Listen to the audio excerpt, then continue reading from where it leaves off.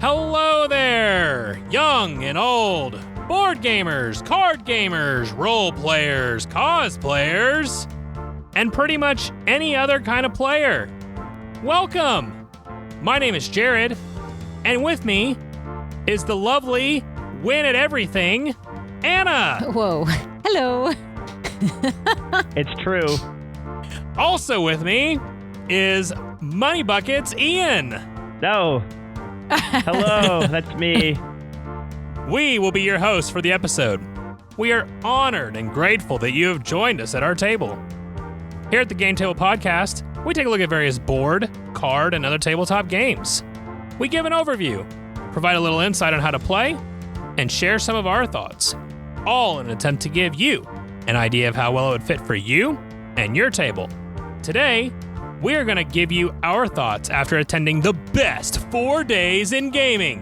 GenCon is the biggest gaming convention in the United States, only overshadowed worldwide by Germany's Essen board game convention.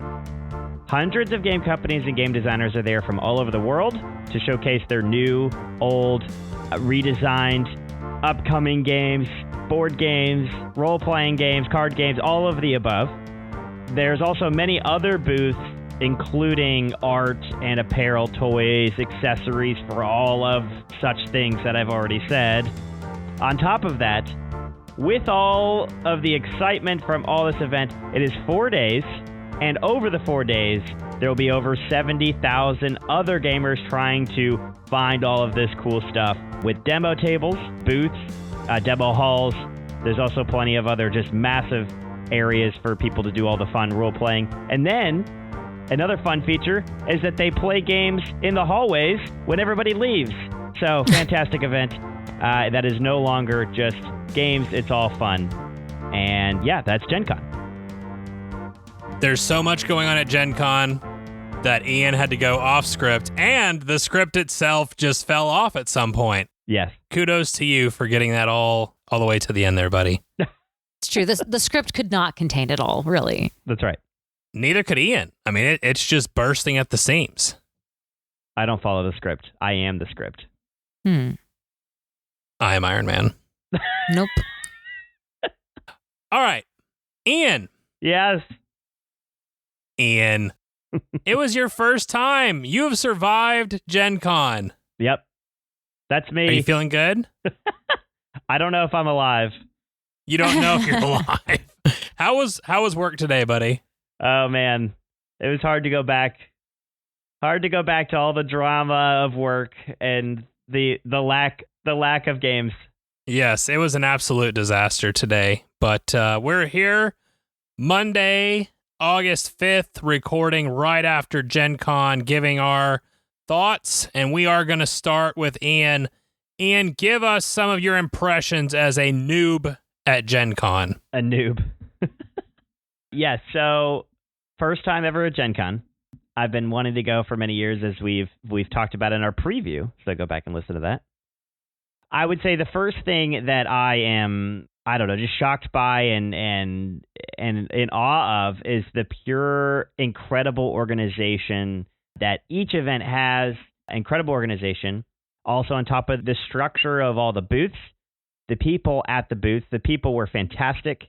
All of the vendors and the people working the booths, along with all of the other gamers there that I got to play with and shop with and talk to. You would walk up and hold a game in your hand. You're like, I have no idea what this game is. And then somebody would just comment from behind your shoulder. They're like, yeah, that's the best game ever. Yep, that definitely happens.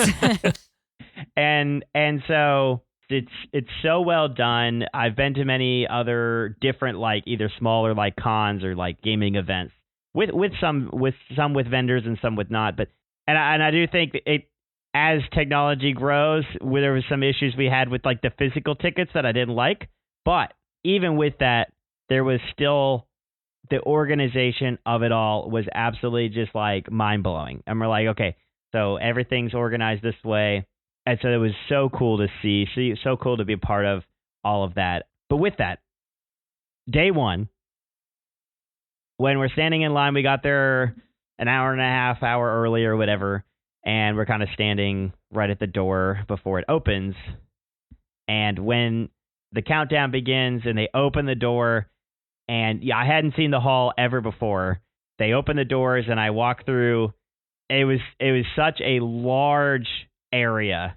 Yes, it is massive. And I knew where I wanted to go, which I'm sure we'll get to at some point. But like, the room is so big, it's overwhelming. It's so overwhelming. You're like, oh my god, this is. I mean, it is like I don't know. It's like a Disney fairy tale world that you're just staring into, and you're like, there is this game company I love and this game company I love, and I see their banners, and then Asmodee gets shoved into your face because it just takes up half the room, and man, it's so big and so elaborate, so fantastic. That's really all I know how to describe it as. I mean, we blew a metaphorical hole right through Asmodee to get where you needed to go. Yes, exactly. I bursted right through Asmodee, and there was no covering my eyes or hiding from it. It was just there. It takes up like 8 booths worth of materials. It does.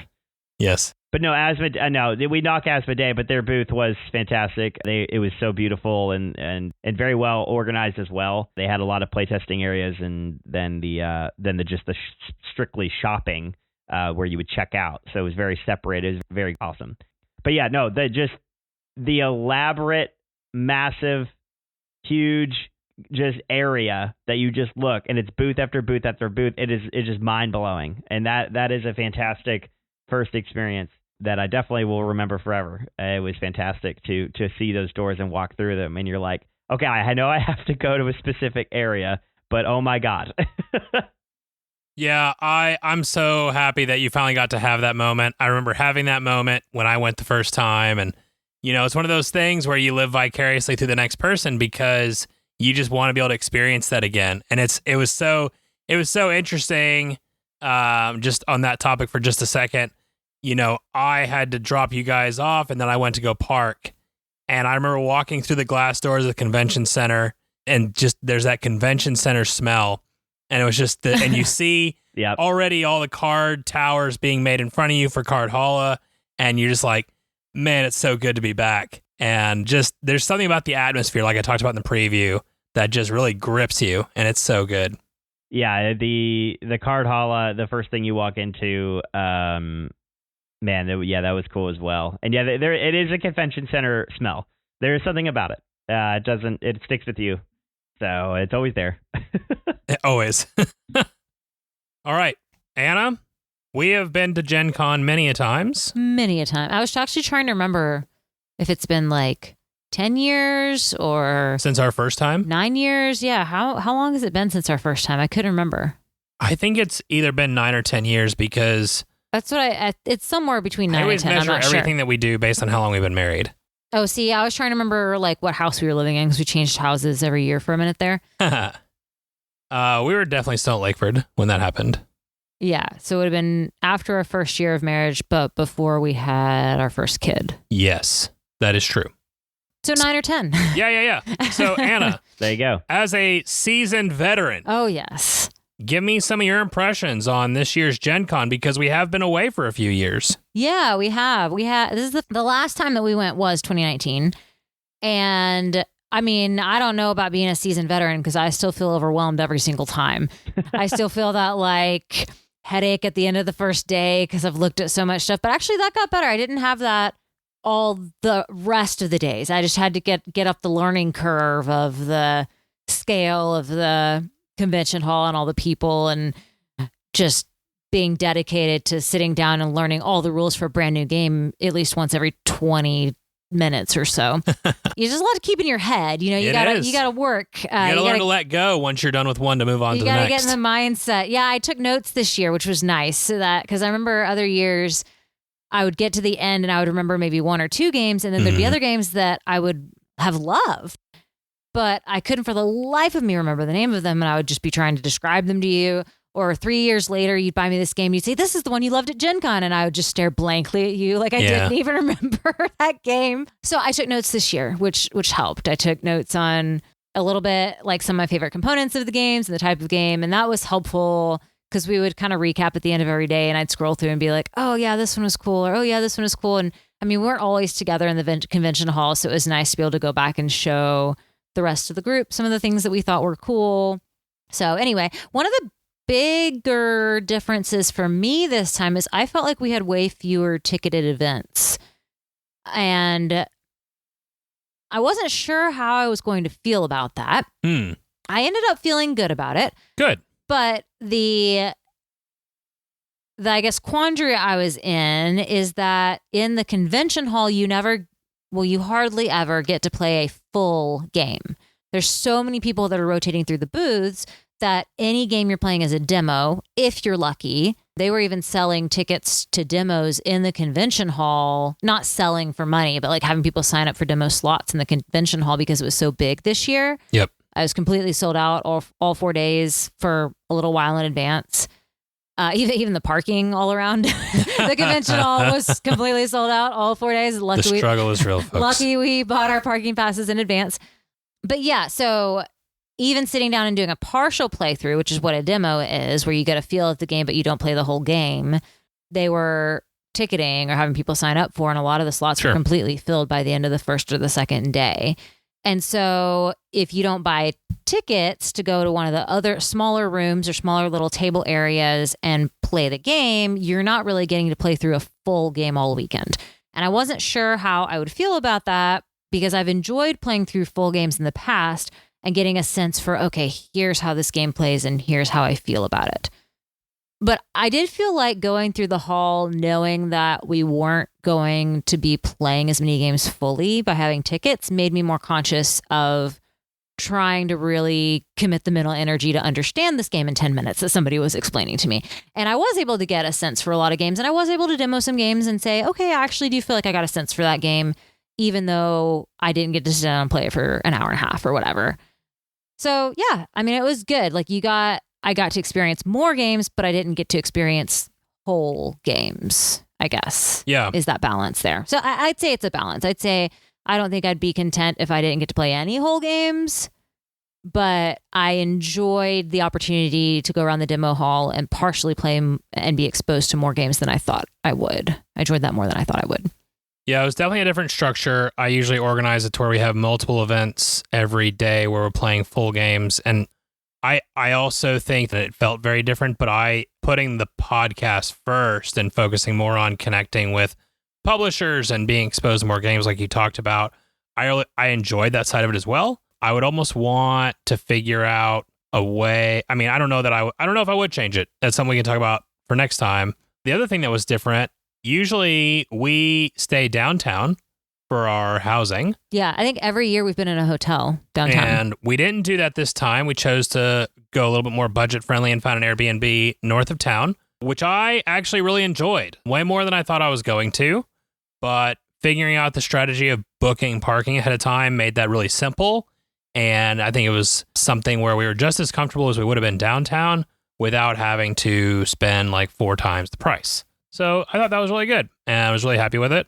I would say that I think that worked better because we had a group where we had already talked ahead of time, like, hey, if people need to leave early, they can take an Uber. Here's the times that the vehicle's going to be there. I think if we had a smaller group this time than we've had other times that we went. And I think if we had gone one of the years where we only had 7 people, that wouldn't have worked as well because it's harder to get 7 people to agree on what times we're going to get there and leave. Speaking of more people, though, you definitely could feel on Thursday how crowded it was. Whew. The crowds were actually kind of weird, in my opinion, this year. Normally, I feel like Thursday morning is slammed because, of course, people are getting their new purchases when the hall first opens. But then my experience in the past has been that Friday kind of tapers off a little bit, and then Saturday is the most busy one, and then Sunday kind of tapers off again.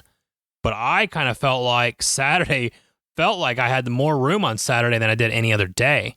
And so it was just very interesting how the crowds have kind of shifted a little bit, and Thursday and Friday felt much heavier. Especially Saturday afternoon, I thought I could just roam around and not have an issue. So I agree.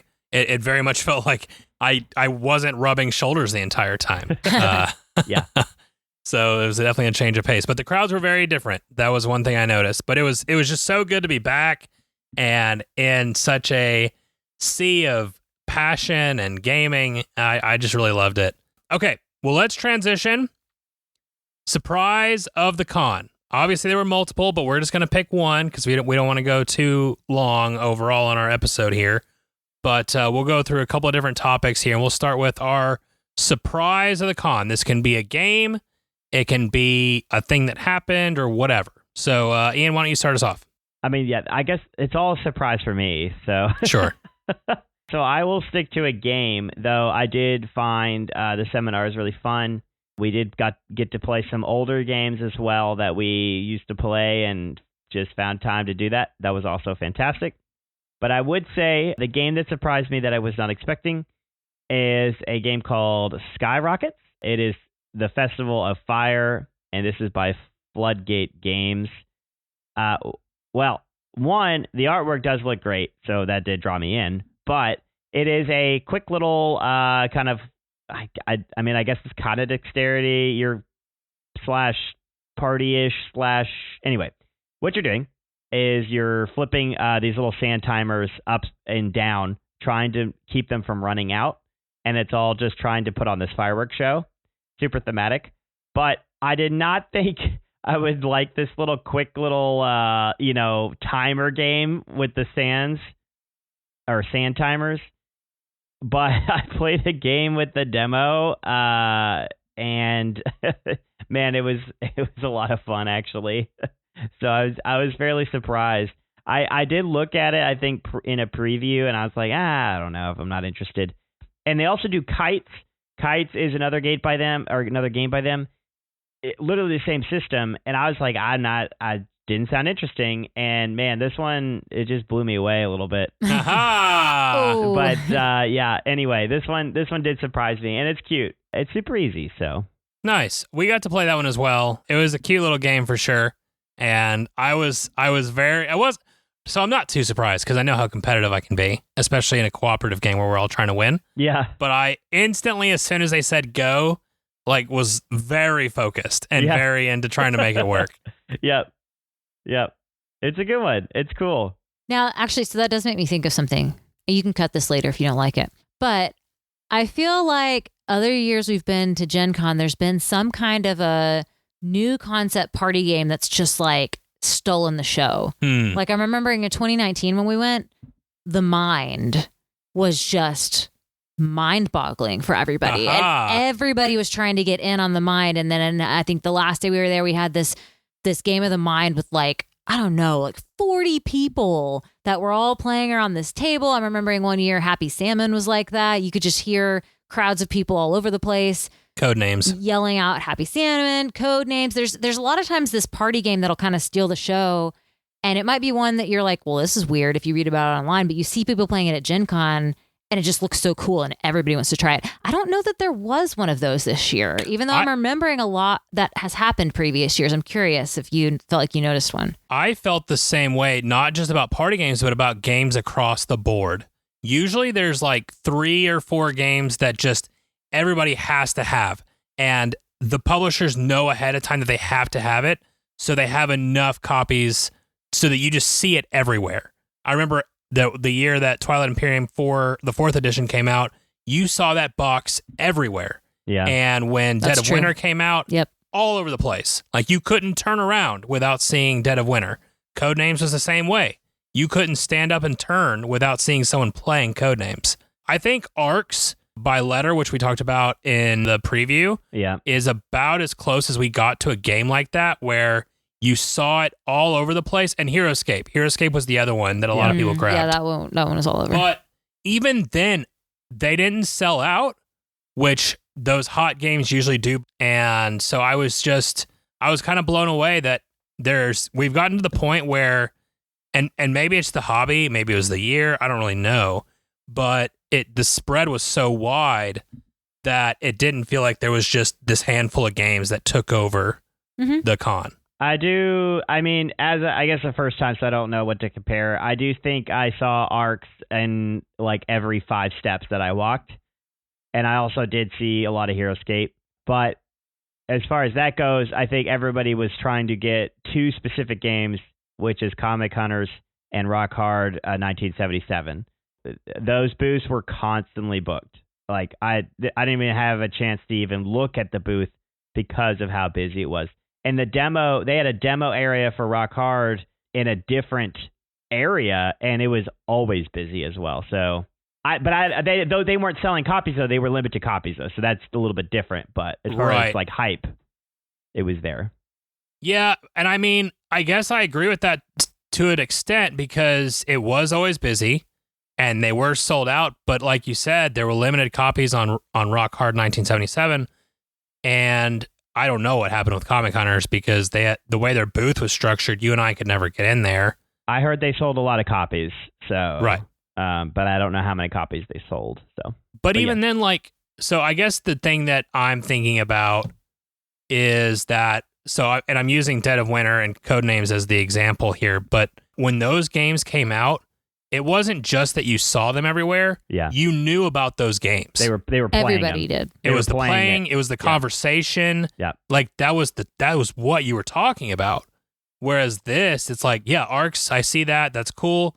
But then I see da-da-da-da-da-da-da, because there was all these other things too. So I'm not trying to take anything away from those games. Like they were widely successful this year.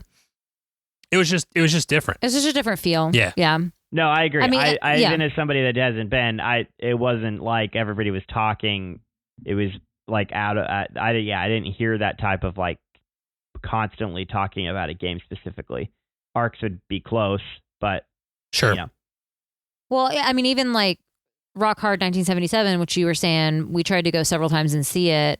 Even tried to go in their special room where they were demoing it all weekend long, and couldn't get a demo, couldn't get a spot, couldn't get hardly anything to see it. But even with how hot that game was, and I even tried a few times that I think y'all were at other events or something, because I was like, there's got to be a way to get in and see this game. Sure. And yeah, and it was just so packed. But even then, I don't think I heard anybody talk about it. No. I knew that no more. Room was packed, I knew but no more about that talked game. About it yeah, all I knew long. nothing more than I did before going into this weekend. Yeah, it was weird. And anyways. the thing about that, I don't even think I saw a box. I don't. Yeah, I don't either. I did not see a box of that game or Comic Hunters. I didn't see a single box. That's wild. That is wild. That's wild. For a game that I couldn't even try to play, I didn't see a single box of that game. Yeah. So I don't know if it existed or not. Yeah, that's actually a really good point. I hadn't thought about that, but that's 100% true. Yeah, never saw one. And you and I mean, between all of us, we covered the con, like the whole exhibit hall, all over the place. I never saw one. Nope. Yeah. Mm-mm. Except for the boxes that were open that people were demoing. And No, one in shrink in somebody's bag. Never saw it. Never saw it. It didn't exist. All right. Well, a game that I did see that I was blown away by. I was not at all expecting this. Oh, is this your surprise, Jared? This is my surprise. Uh-oh. Redwoods by Sit Down Games under the Flat River Group banner is a game all about taking pictures in the woods. And it was one of those games, I don't even know how well I was playing, but I had a stupid smile on my face the whole time. For whatever reason, that game just brought me so much joy to be hopping around in the forest with my little cameraman, taking pictures of bears and flowers and trees and all these other animals.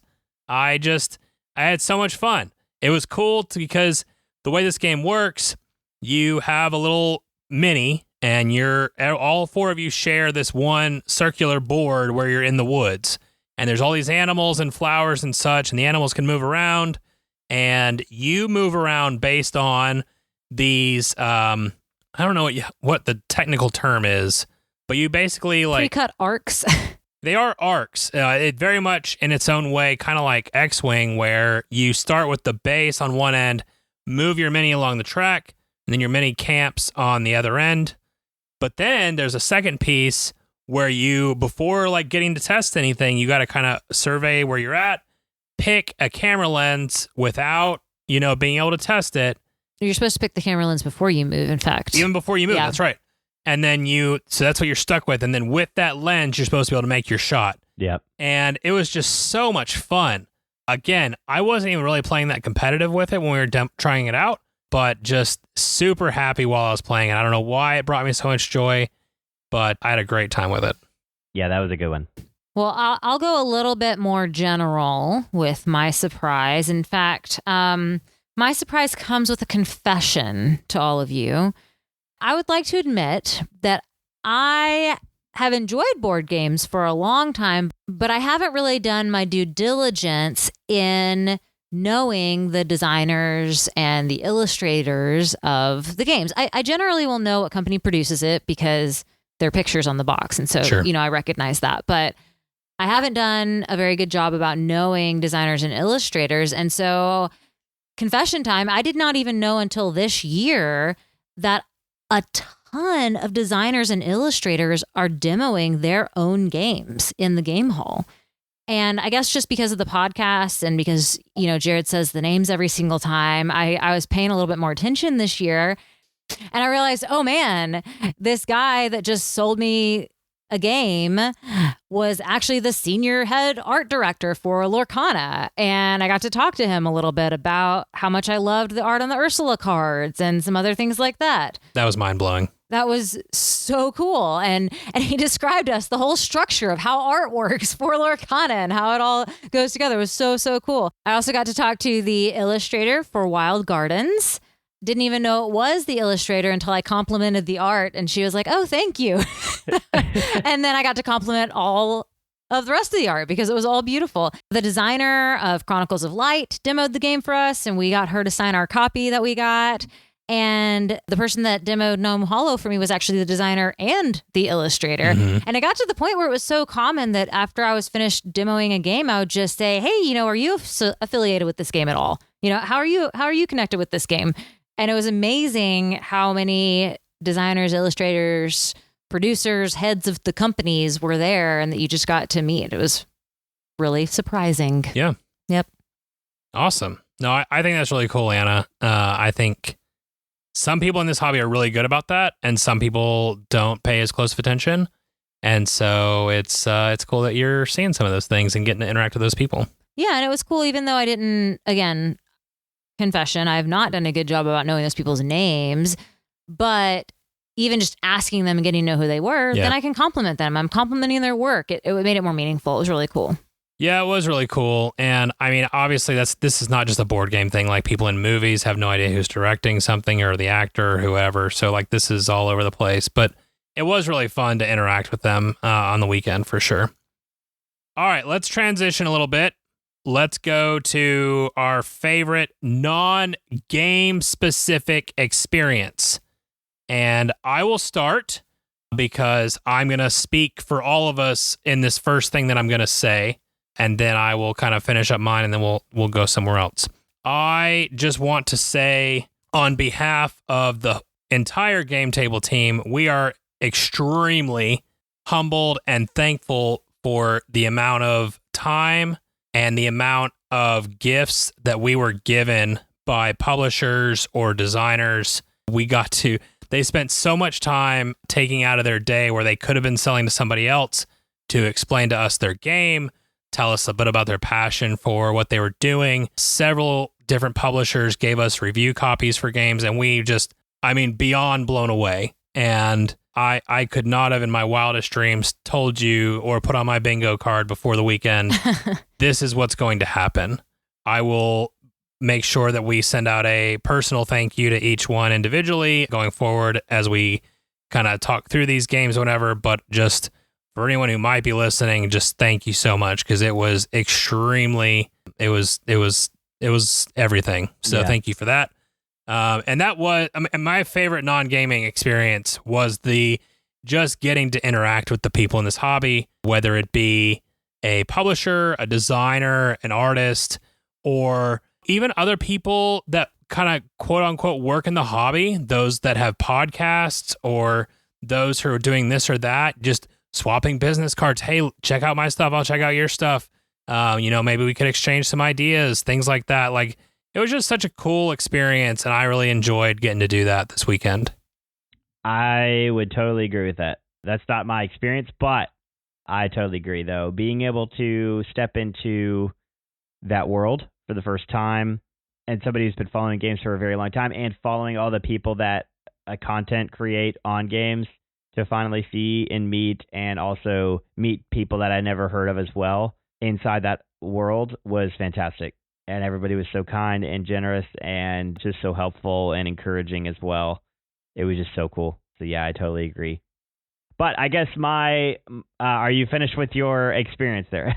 Yes. No, it kind of fit with mine, which was just interacting with publishers. But so please feel free to go ahead. I that is definitely a great experience as well on my side as well. So, but the one that I truly loved as well, which I was told that this would be there, but cosplay was fantastic. And I knew it was going to be there, and even day one, day two, I was like, okay, this is cool. Like, man, this is, there's a lot of great costumes. Well, day three hit, and Saturday, we got a great cosplay of Moon Knight, and it was perfect. This person had gone all out, and they had contacts that were different colors, and the costume was absolutely fantastic.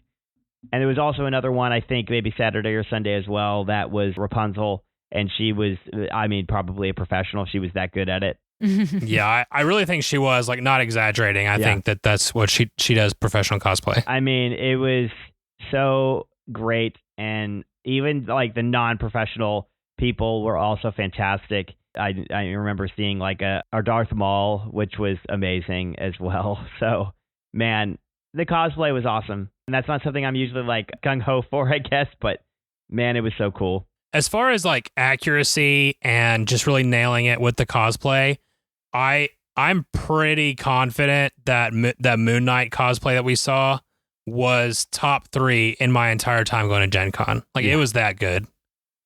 Yeah, that was fantastic. All right, Anna, what about you? Well, mine has to be the balloons. I mean, what else can I say? I love them every year. Tell the listeners about the balloons. Let me tell you all about the balloons. So there's this I don't even know if it's the same person. I think it's the same person each year.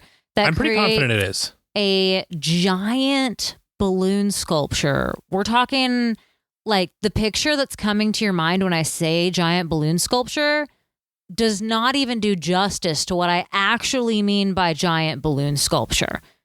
I mean, this thing was huge. So other years, I can't even tell you. There's been so many cool things. So the 1 year, there's the Phoenix 1 year. There was a dragon on Gen Con's 50th anniversary that he did. Yeah, that's right. That happened too. So this year, it was a little bit of a promo for Gnome Hollow, which was a new game that came out, but just beautiful. There were all these gnomes outside, bigger than life gnomes. In fact, they were hollow on the inside, so people would actually get inside of them and like kind of dance around with these gnomes on them, and they'd be fully covered by the gnome. The gnome would be sticking up way above them.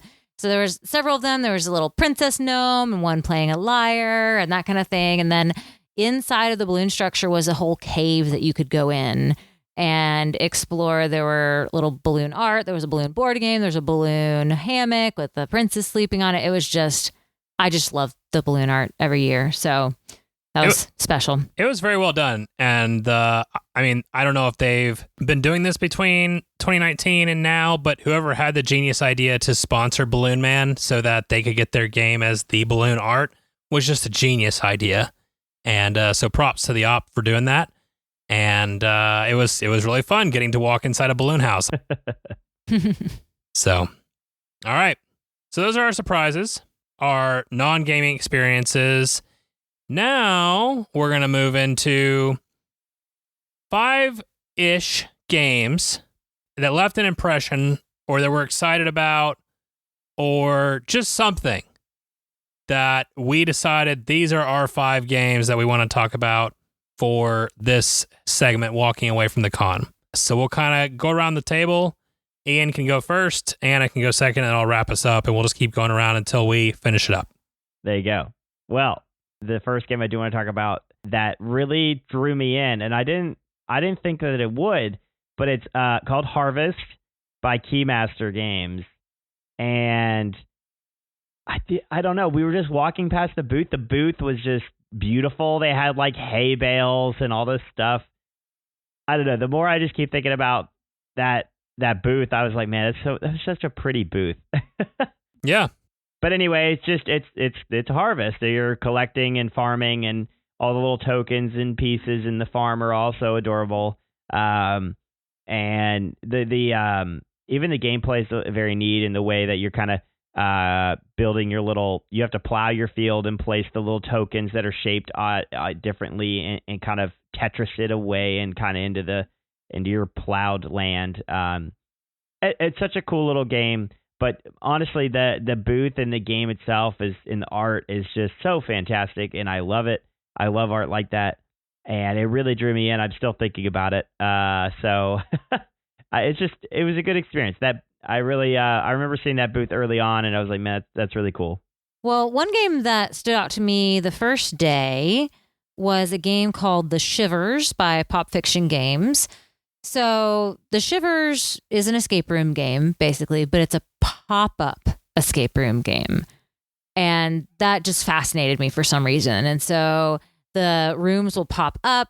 They'll fit together to create like this mansion or dungeon crawl or whatever the theme is. It can be run by I guess it needs to be run by somebody that's acting like as a game master, because there's clues on the backs of the cards. And so one person is looking at the back of the card and wants the people who are actually exploring the pop-up escape room with their fingers, like opening doors and kind of turning little devices and things like that. And when they discover something, then the person that's reading the back of the card, that's kind of the game master, will say, oh, hey, here's the clue. There's also ways to scale it by giving hints and things like that. And fascinating enough is that one pop-up card can actually be a variety of different locations in the game, because you can take this card out that's like the scenery that's behind the pop-up and can rotate it. And it looks like a completely new room when you're rotating it. So just very clever, well-designed. I like a good escape room game, and being able to interact with kind of these real components in this little mini room was just fascinating to me. That's awesome. I'm going to start with an oldie but a goodie. Anne and I got to join a gaming group called Board Crunch for a Saturday morning event where we got to play a modified version of X-Wing. Yeah, that's Star Wars X-Wing. We got to each fly one ship, and it was already built for us, and we got to just jump right in and start flying around. It was every man for himself, or every woman, because we had a newbie there, which was great. And it was just such good fun. I've always wondered, how can I set it up, or how can we set it up to allow for new players to feel like they can try this game out? It always feels very intimidating to build your squad before you start playing, but this was just super casual and super fun. We had such a blast just flying a ship around and blowing each other up multiple times for probably an hour and a half, and it's probably the best I've ever rolled in X-Wing in my entire life. It is Wow. the best you've ever rolled. That's a fact. It was bonkers what was going on, but I had a good time. Ian said he did too, and so that was a great time. Yeah, that was a good one. For how much X-Wing I've played in my life, it was nice to kind of get back into the swing of things. So that was a lot of fun. Well, my next kind of game that I stumbled across, and I'm going to skip to the end of this event, is in the final hour of GenCon. We stumbled across this booth, and this is also an experience as well, not just a game, but I was looking for something to bring home that Julie and I would, I think, like, and more of a kind of lighthearted, fun kind of game. And I stumbled across Ziggurat, which is by Mindware, sorry. And man, this this little storybook legacy game. Well, they say legacy. I guess it's a replayable, technically, legacy game. But anyway, you're these cute little characters, rats, I guess, but little characters on this big kind of temple thing that you start out. We're not. You aren't rats. Rats, You're mice, people. No, you're people. No, they were cute. Oh, maybe I didn't look investigated enough. I just bought it. They were definitely people. They're definitely people. Oh, okay. Well, I was thinking about the dragon, so maybe that's what it was. Anyway, you're distracting me. you're climbing up this temple to start, and now obviously this scenario changes, but you're moving around, working together cooperatively. But then there is a storybook that you'll read through, and the story is just really cute, and you're moving through, gaining abilities, gaining different things. But it's super easy, honestly. It wasn't like overwhelming, but there is a nice little like balance to kind of Tetris-y, kind of avoiding the enemy type vibe. And so it's also 3D, which is fantastic. So love that. And it caught me on the last hour of all of it. So it was very cool to find something in the dying moments of it all. All right. Well, for my next one, I think I want to talk about Isla. That's by North Star Games, and it is a storytelling game. And so I'm kind of a sucker for story games as well. We've played through several of them. So I was immediately drawn in. It's this cute little mouse, actually, in this case.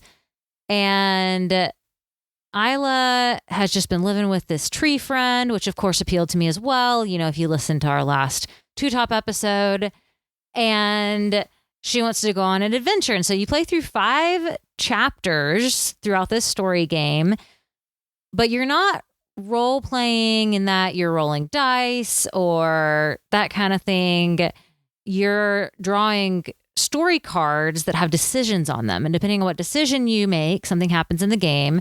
And also depending on what decision you make, the card either goes away and stays in the past, or it goes into a stack that you shuffle for the future. And so it added this interesting puzzle component to the game because I knew some of the cards that were going to be in the future. And I knew that, hey, if I got this resource before this card came up again, I could get this better benefit that the card had. And each chapter has a kind of a goal you're trying to get to, that when you get to that goal, you've accomplished the chapter, but different things can happen along the way. So it's pretty replayable as you go through. So I was really excited about that one. Jared and I got to play through the prologue. It can be played just with one person because you're just deciding what choice you want to make on the cards. And so if you're playing with more than one person, it's this collaborative, okay, what do you want to play on the card? Actually, Jared, Ian, and I played. And the way we did it is we would each draw a card and kind of take turns deciding what we wanted to do when it was our turn to draw a card. So it was fun. Hoping to be able to play more of it soon. That's Isla, spelled E-I-L-A. Also, it's not a mouse, it's a bunny. We'll have a Mouse 101 training later for the 3 of us so that we know what mice and rats actually are. It was an animal. It wasn't in my human. notes. That is true. It was an animal. Bunnies, in fact, are animals. Yeah, the bunny was cute too, you know. All right, well, my second game is a bit of a twofer because I found a couple of different kids' games that I am very excited about to show the kids. Cheater. Well, always bending the rules to my advantage, of course. But Chronicles of Light, Darkness Falls is published by Ravensburger, designed by Pam Walls. She was there at the convention teaching the game. We were blessed to be able to sit down and learn from her, along with a father-daughter duo who played with us, and the daughter was very cute. It's just a fun little cooperative game where you're playing as a Disney character, going around the land trying to complete different quests and protect the entire land from darkness. Wasn't overly complex, but felt like there was enough there that you could make some strategic decisions and felt like it was going to be a lot of fun. So really excited to try that one out. The other one I mentioned in the preview, the Flashback series by Scorpion Mosque. I didn't get to play it, but they did talk to me about it, and I was immediately sold. They showed me the back. It's very much this like deduction game where they've got it set up to where you can see from multiple angles different things that are going on, but it's at a level where the kids can be able to participate and help figure out the different mysteries. And I think that's going to be right up Faith's alley. Joy has really liked those games too, but Faith in particular is a sucker for a good mystery. So excited to get both of those to the table. Those are honestly, they're all cute. So I also I'm surprised you didn't buy Flashback Lucy. I really thought you were going to do it. Yeah. You're just waiting for me to get it. Basically, yeah. The next game I want to talk about, I think we did talk about this prior, and I was going into the weekend thinking that I might definitely take a look at it, but was the Age of Comics, The Golden Years by, was it Lyris? Games. Lirius, I think, is where I Lirius. fell. Okay. One of the three. I apologize for not pronouncing. Reach out to us and let us know what's correct. Yes, that would be great. But this game is a worker placement game that you're just honestly collecting and printing comics and then selling them. It is, I don't know. It doesn't have real like Marvel comics or something like that in it, but it has all these just fantastic made up names of comics and art for them. And I honestly like that more because there's just some funky names that they like to throw on these little comic books. Man, the art in it's very good. And I like the concept. You're hiring some editors and writers to print these comics. And I think it's just so cool and so fun. And another experience, I guess, that's associated with it is that, there's only so many copies left in the United States right now.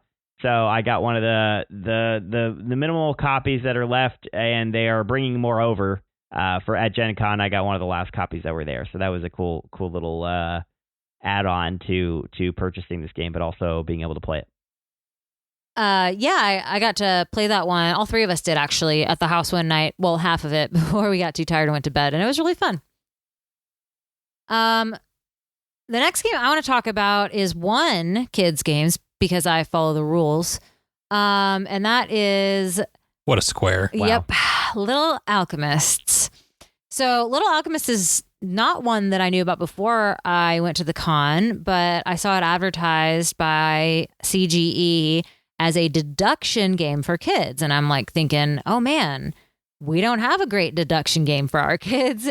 And so we signed up for a slot and went and demoed it one night. And it was so cute. I mean, it was a real deduction game for kids. And it could scale. It had these 7 different levels where it could scale from something that I believe that Hope could do all the way up to, if you've played the grown-up game Alchemists, it scales all the way up to that game. And so the designer of the game apparently is the same one as the regular board game Alchemist and designed it because his little daughter wanted to play but wasn't old enough to play the complex full game yet. So essentially it's a deduction game where you have these different components that you're drawing and you're mixing them to create different potions, but you don't know what's going to be made out of the 2 ingredients. There's an app that you download with the game, and when you have 2 ingredients, you have a little hidden player board and you scan them with the app and it says what potion it makes. And as you go throughout the game, there's a card to record what you've discovered. And eventually you start to realize, oh, this component will only make these 2 potions, whereas this other component will only make these 2 potions. You've got 3 to choose from at the start. I think it goes all the way up to 4 to choose from later on. And there's various other things you can figure out at the other levels. But I was just blown away by how cute it was, the deduction aspect, and the fact that it could scale up to 7 different levels to help your kids get better and better at deduction games. That was a good game. I enjoyed that one. I enjoyed it. Next up for me is Nunatek, Temple of Ice by Cosmos. This is a fun game where you are building a 3D model of an ice mountain, and it is not cooperative. So you are competing against players to build this tower of ice. It is all one tower of ice that you're working together on. And there's a variety of different scoring mechanisms based on how you place your pieces. It was very well designed. I was immediately hooked when I saw it and hope to be able to get that game to the table very soon because I thought that looked like a fun game that can be played. I really think you can plug that one away in 30 minutes, maybe a little bit longer, and a lot of strategic depth, but doesn't overstay its welcome. And then you got this really cool pyramid in the middle at the end. So excited to play that one when we can get to it. Yeah, I didn't get a chance to see that, so I'm looking forward to it. So next one for me is Tower Up, which is by Flat River Games. This game surprised me. Was not ready for this game to be fun and exciting, but it was. So you're kind of building these skyscrapers. I guess that, okay. So anyway, you got these little stackable tokens or pieces of your own color. And, well, not your own color. There's 3 different colors. But anyway, you have also markers and whatever. So what you're doing, though, is you're going to place into a location on the board but you're also going to expand out from that area. So these towers are going to slowly build up, and you're going to be placing your color markers on top of those, but you're going to be collecting points and different things and creating patterns and all while doing that. And it's just a really neat little like 3D game as you go around with the complexity of like a Ticket to Ride, kind of like easy flow. Turns are really quick. You get one of three options. You either build a tile or draft some things and so on. But very simple decision making, super easy. But the towers are so cool. Also the strategy, and within that, trying to figure out where I want to build next, because you can't just place in the middle of nowhere. You have to build out from the city. Really cool, really nice, and beautiful board state after the game is over. It was really cool. I was also pleasantly surprised by this one. I thought it was a lot of fun. Yeah. So next I want to talk about Summit by Inside Up Games. This is not a brand new game, but they had a couple of new expansions they talked to us about. And this is the only game that's on my list of 5 that I didn't actually play. I didn't even play a demo of it. Yeah. It was just explained to me. But essentially, it's a game where you are laying tiles and trying to move your hiker up the side of a mountain. You want to get all the way to the top of the mountain, all the way back down to the bottom of the mountain. But it's a pretty treacherous mountain. Sometimes you need rope. Sometimes you need picks. You need to make sure you've brought enough food for the journey. And to top it all off, you've got these hiking buddies that are trying to sabotage your journey so that they can win. I mean, they could push you off of cliffs. They could cut your rope as you're trying to rappel. They could do all sorts of things. And again, like I said, disclaimer, I didn't actually get to demo this, but Jared did play it a few years back. And it just seemed like a blast and such a cool concept as you're rock climbing. And I was especially fascinated. One of the expansions that they have out allows you to play teams.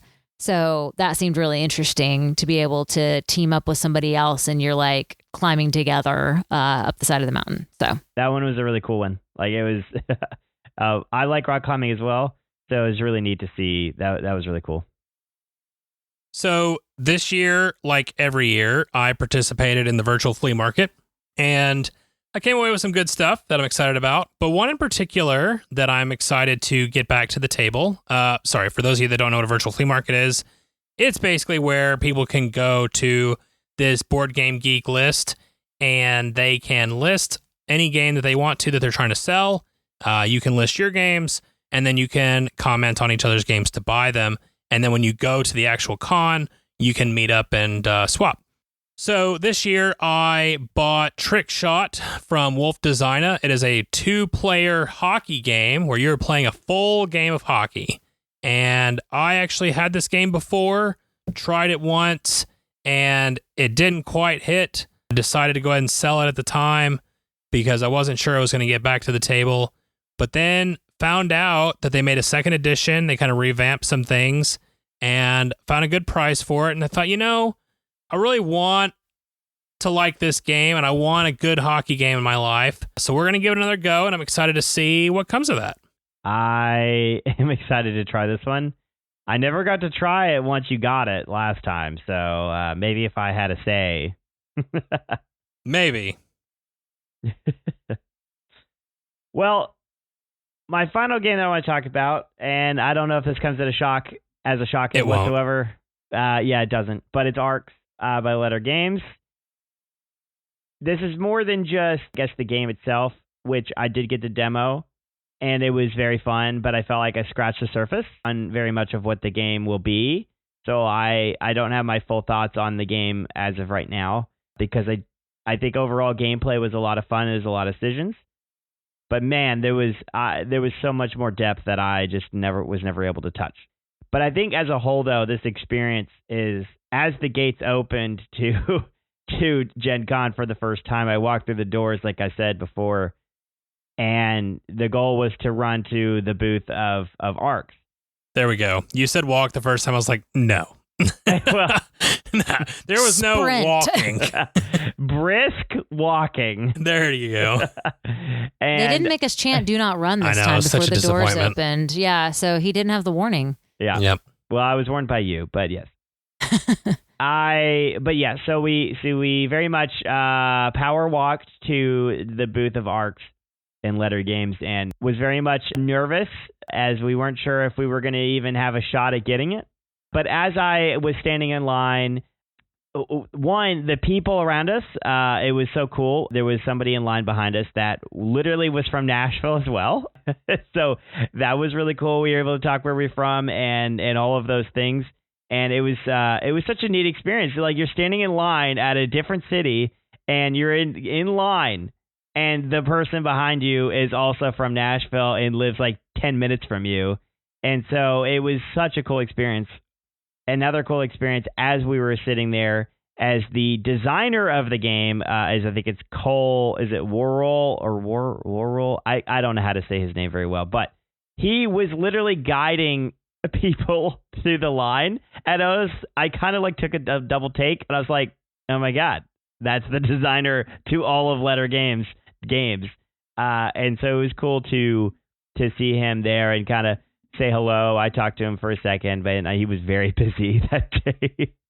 But anyway, to be able to get through line and actually purchase a copy and be able to play a demo copy as well and get a little bit of a play test of it as well. The whole experience of Arcs and the whole GenCon as a whole was kind of all wrapped up in that moment.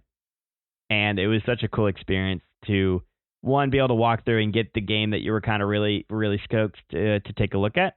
But also be able to see the designer, meet the designer, and then somebody in line also from the same city as you.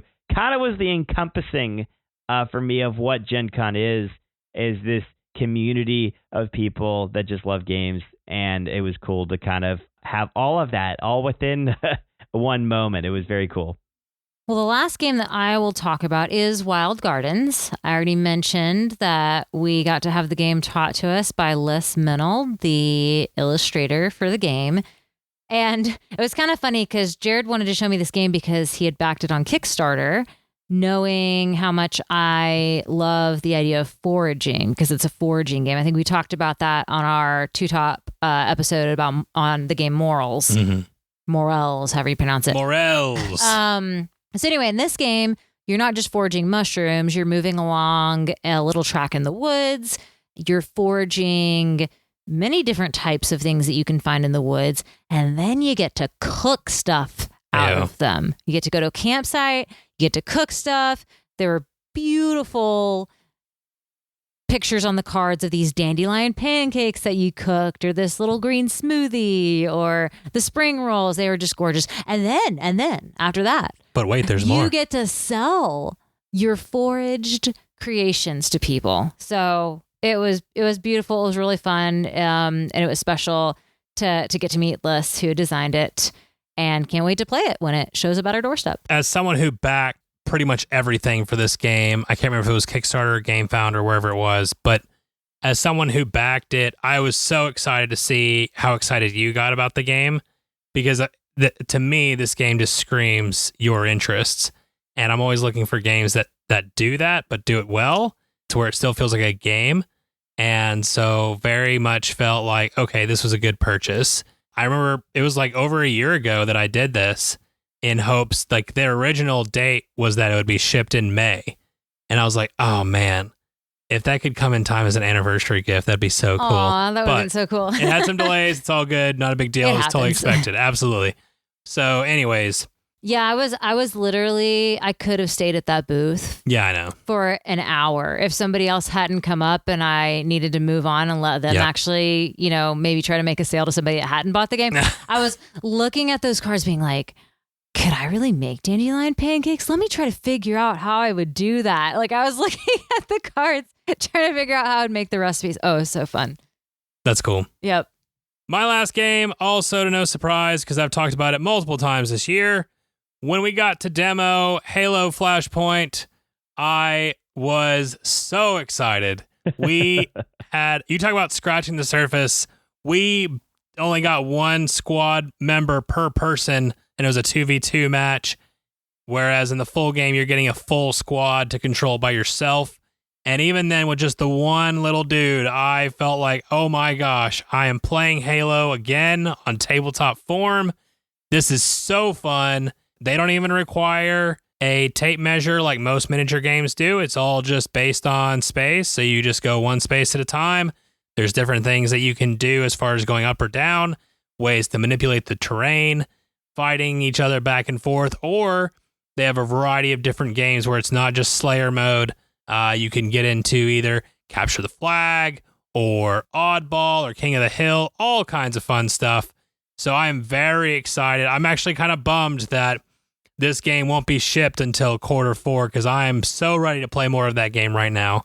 But was very much another one where I just felt very validated in the purchase and thinking this is a good buy, and I can't wait to get it to the table.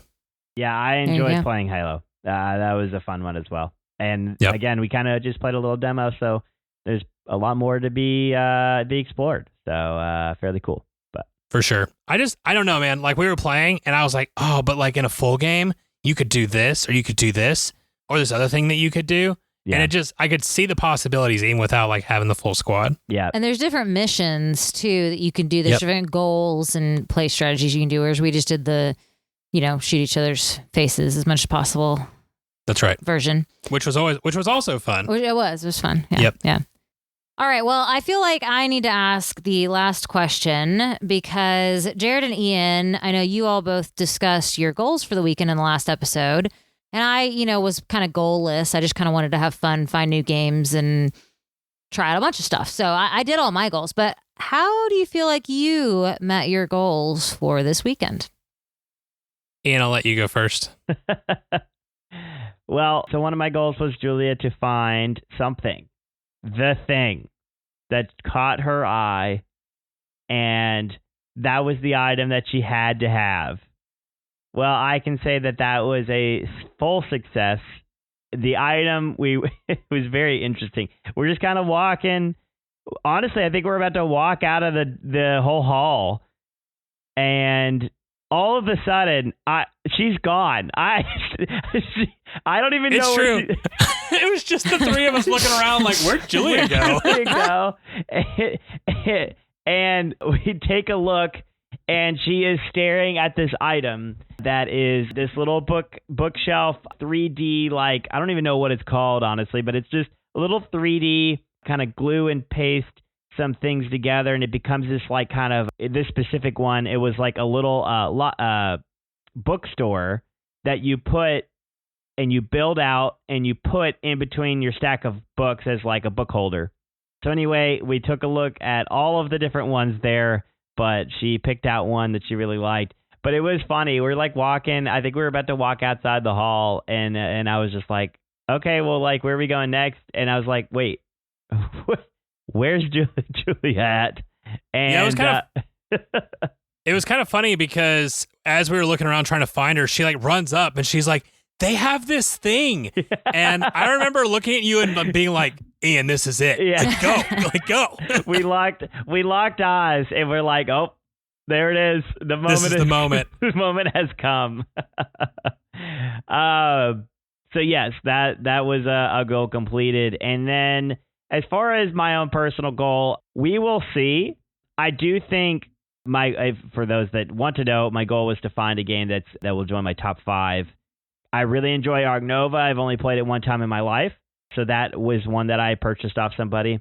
But then Arks is another game that has potential. Both games have potential to be games that I truly love, and so I'm excited to play those more because I honestly I don't know. I know I love Ark Nova a lot, but I haven't played them enough, so I'm excited to get those to the table. I'm trying to get at least those to the table in the next couple of weeks for sure to truly understand and kind of feel them out. So, but it's still pending. The goal is pending. So I can't even remember all of my goals. I was trying to think back. I know that one of them was to kind of get out of my comfort zone and talk to publishers. And that was very interesting to watch that evolve over the weekend. Because at first it was very intimidating, and I didn't really think through how I wanted to go about that. And at first it was like, okay, I got to figure out what I want to say and how I want to talk about us, but do it quickly because you want to be really respectful of people's time in this convention because it's going so fast. Yeah. And every second I'm talking with him, he's potentially missing out on a sale because somebody's walking past or her. And I stumbled through it a few times, but it got more comfortable as we went.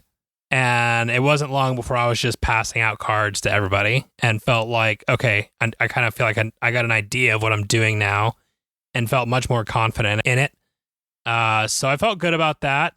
And we did find, I can't remember what I mentioned. I feel like I mentioned something about Anna, but we did find a new science game.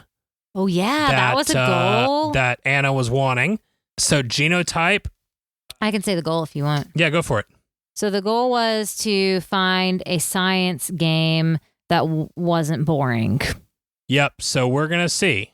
It's also pending, but I think it has potential. Yeah. It looked more it looked less like a spreadsheet than the last science games that we've played. Yes. So it naturally, just by existing, will look less like a spreadsheet than the last one we tried. So anyways. All right.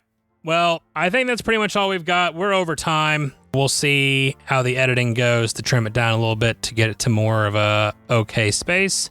But if you are interested in going to GenCon or another major con, and you have questions or you have comments because you went to GenCon or anything like that, please feel free to reach out to us. We'd be happy to talk through our experiences and give some strategies and tips with you. But with all that said, we say thank you to you. We thank you so much for listening and for supporting and just being there with us as we game and as we adventure out, and hopefully looking forward to getting many more games to the table as we go along. If you have feedback or want to give us your thoughts on any of the games that we mentioned or just the con as a whole, we would love to hear from you. Links to our socials are in the description. If you don't like socials, I get it. Check out our website at thegametablepodcast.com or shoot us an email at thegametablepodcast@gmail.com or find us on Board Game Geek. All of these links are in the description. 5-star reviews, subscribing in your podcast player of choice, following us on socials, if that's your thing, and joining the conversation on Discord. All of these heroic actions are immensely helpful in growing this podcast. Special thanks to Angie Santiago for our cover art and to Anna Snyder who made the music. Join us next week as we head back over to the kids' table.